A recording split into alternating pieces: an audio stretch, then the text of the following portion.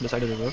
And if you see this one, they majorly find themselves from the Sejarah Melayu of the Malaya history. And he saw one lion and a fish. That's where it all started, and it was named Singapore. After that, these were the ornaments.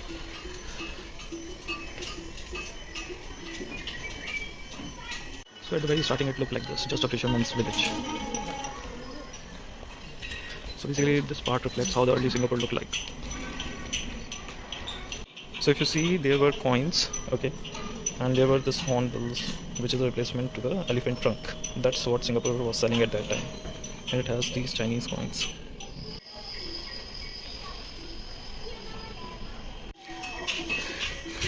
So that's how it looked initially, and then it started developing from there.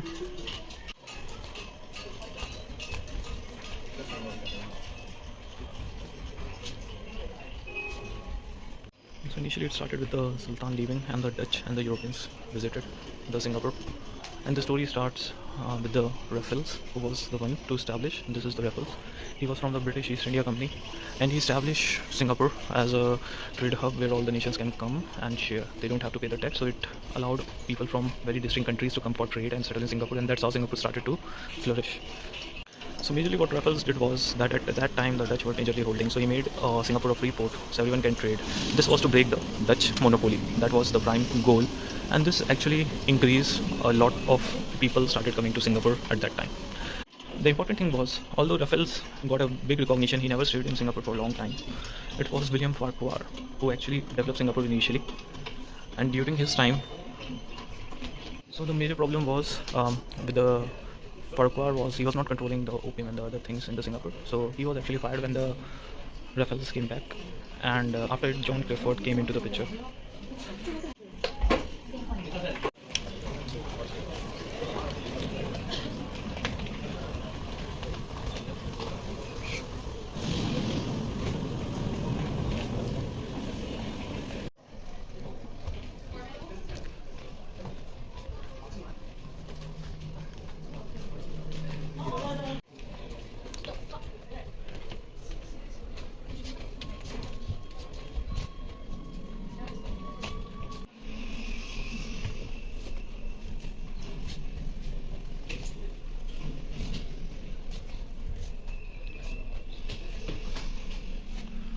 These were the Chetiars who gave the money and basically manage. These were like they give the money on rent to people, and then charge interest and manage the money related things. So they were very prominent at that time in Singapore. Basically they were acting like money lenders.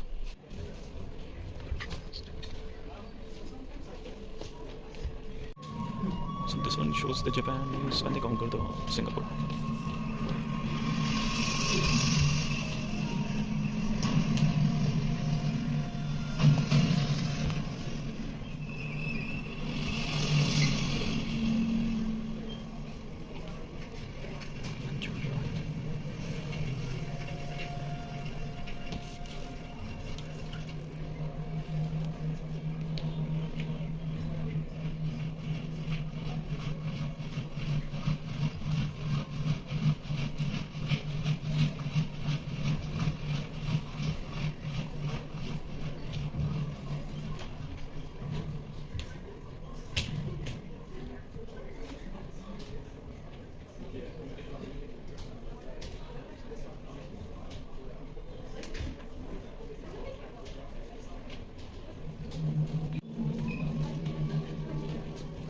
So this was the tank basically, which they used.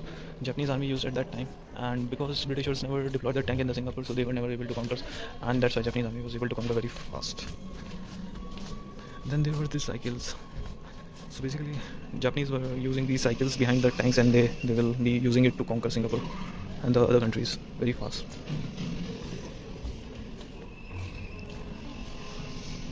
So this basically shows the comparison between the Japanese and the Allies, how and why there was a difference. So if you see, first there was a difference in the army planes, okay, And then there were more number of people, even though on the other side, but Japanese were very well trained.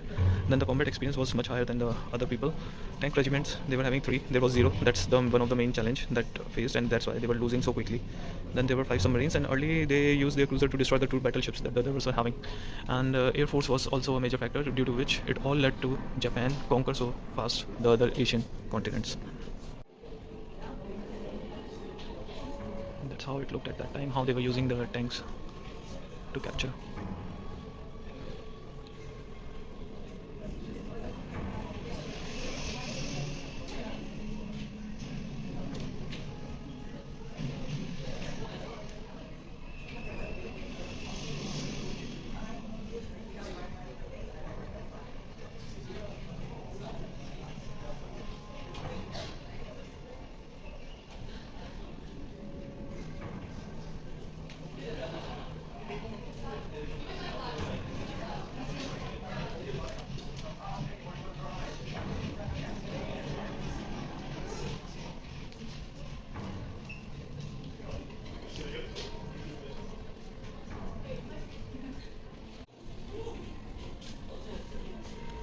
Stainless was that.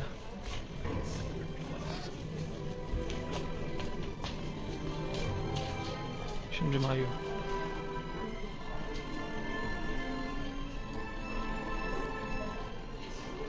Then the prison. Singapore, but 77 miles north of the equator, is at the crossroads of Australia and India, South Africa and China, and as military base and home of the combined British Far Eastern Fleet, is rightly considered the Gibraltar of the East. Australia to counsel for Singapore if there is a war written out.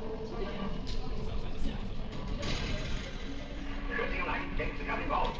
In war with Japan, the British declaration will follow within the hour. Men and women of Australia, we are at war with Japan.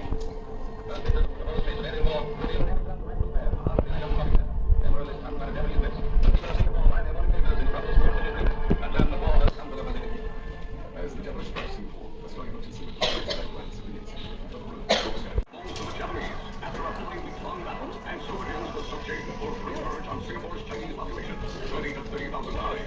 More than 130,000 allied prisoners and Singapore civilian detainees are sent to Changi prison. Detainees are held by local couple Elizabeth Choi and her husband Choi Koo Hing, who run a hospital canteen. They secretly bring POWs food, medicine, messages, and supplies.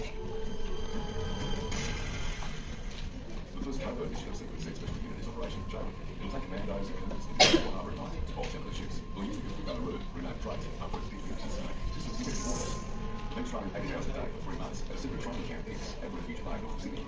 The 12 of them recruited as a special unit were tough. They were thoughtful, resilient. This was a unit that go behind enemy lines to kill. These guys were trained to kill, and they did it very well. On the 2nd of September 1943, 14 members of Special Unit Arctic found in Western Australia disguised as Malay fishermen on crate. The voyage through enemy waters to Singapore takes more than 3 weeks. Crate arrives at the Lucan Jack, an Ecuador of Singapore Harbour, and disunited 6 men and 3 fighting canoes. Over the next 3 nights, they island hop coming closer to Singapore Harbour under cover darkness. That's right, they're catching magnetic with the forest through other waterline of Japanese ships, and then paddle back at night and watch the lights on. There were 6 explosions and 6 Japanese vessels. Each trip was strong, with missions to success. As you look at the combat on crate, they will get back backside. Like a book? Yeah, now known as the Double Tribe, the Japanese military police, the Captain they could start with Changi Airport. We're retired, right? Yeah, I think so. I can see it. I guess it's retired.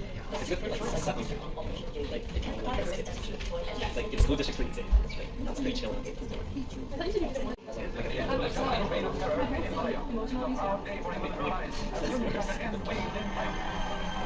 Physical basically how you use yeah, Did you get it? yeah, it's got like it's a glue. Let me get my mom that it's weird stuff. It's like as a kid really meaningful that you notice when you like quit. That's like when you stop and you touch it. But at the same time you kind of notice it's other stuff.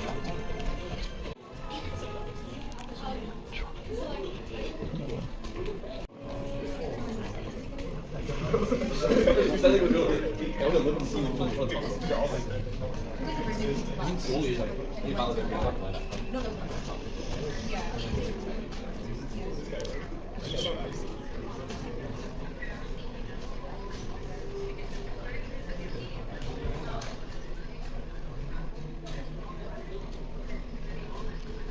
was the first president of Singapore. He was the second one, and Lee Kuan Yew was the third one.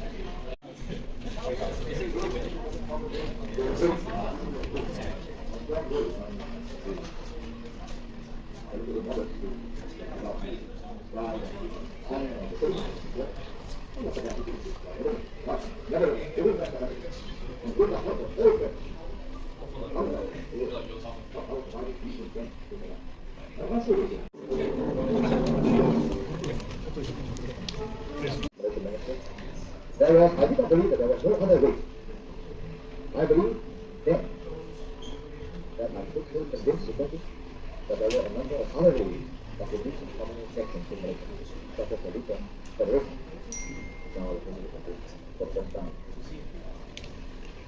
After that, he told me when we were alone, I realized that there was a long from what the solution that we have to do Malaysia.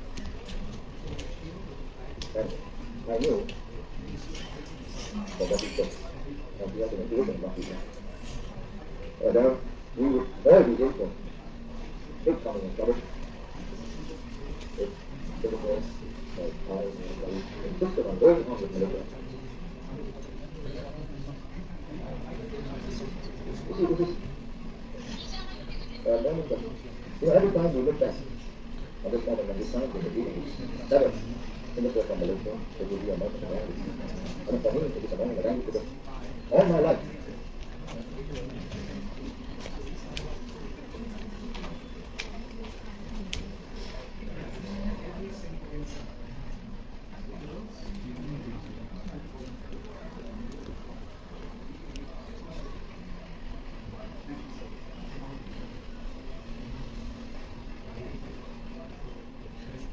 I believe in Malaysia murder and the unity of these two countries.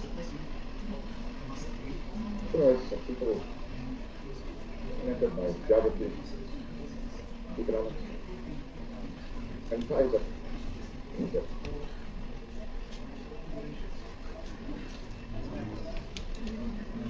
We will never be something like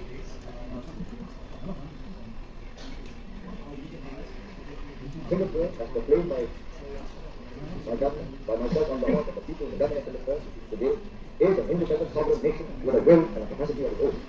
A strong will, if I may be a little bit modest about the pride and the stamina of the citizens of Singapore, and the capacity which is rather limited. But nevertheless, within that capacity, and with the help of all friends, I of them, not our survivors, we intend to take it up. And I'll say this to them. In the end, sometimes history takes many devious turns, just as river loops and bends around mountains and valleys before it reaches the sea. So the history of a people takes many loops and bends before it reaches its distance. Finally, I made this to speak threats to move away from the people of Singapore. I was so busy in the last few days, I haven't had time to compose myself in writing to tell you what it's all about and why. What has happened? Has happened. There's nothing to be worried about. Anything will go on just as usual. Be firm, be calm. We are going to have a multi-racial nation in Singapore. We will set the example. This is not a Malay nation, this is not a Chinese nation, this is not an Indian nation. Everybody will participate. We could not achieve multi-racialism and integration in India, but we will achieve it. We've all learned our lesson.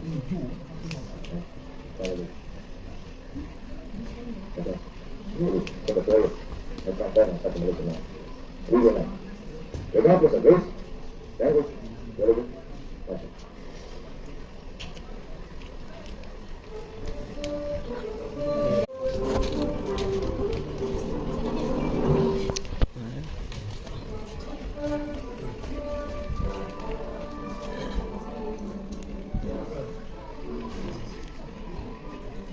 Starting with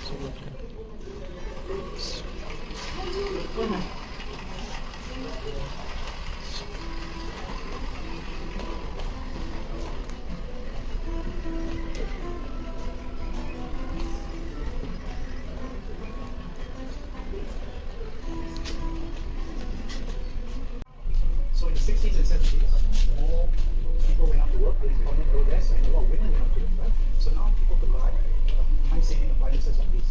These are all original from the time. Today, the HDB has built almost 1.2 million homes.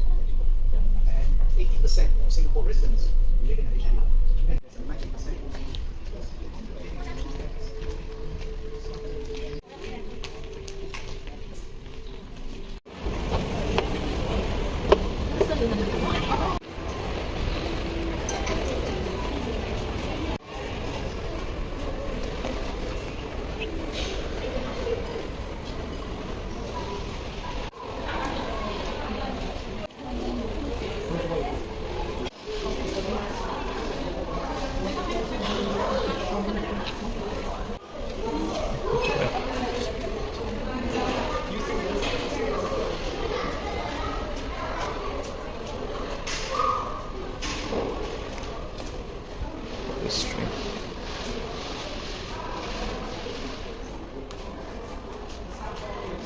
Hiding.